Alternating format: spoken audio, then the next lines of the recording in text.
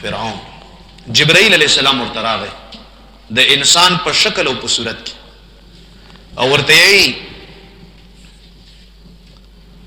چې یو مسلې پښتنې لراغله ملک جواب راکو فرعون ورته چې څه مسله اوس پیژنینا چې دا جبرائیل علیہ السلام دی اجي یو غلام دی ښه کتابي واقعه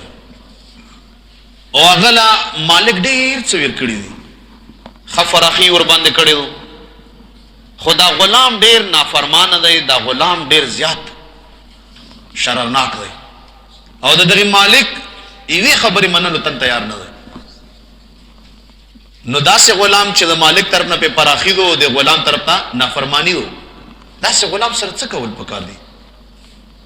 چې فرعون وی چې داسې غلام خو ډیر بد دی داسې غلام خو په دې خټو کې نوښتل پکار دی او په دریاب کې تبا کېدل پکار دی چې خدا سه وکړه چې دا په سپین کاغذ باندې دا غره ته وکړه او دغه خبر یو ساين وکړه د اسخطو خپل مهر پیوه چې دا خبره ما داسې کړې وو چې سباله ته انکار نه کی چې مهر دا ولغه کو بس ما خدا فیصله وو چې نافرمانه غلام سره دا شي کو نو چې کله په دریاب کې د تباشو او کلمه ویلا نو جبرائیل علیہ السلام ورته خپل فتوا وخاله چې الله تعالی تاسو سره د تا د فتوی مطابق عمل وکړو زیاته در سره نه کړ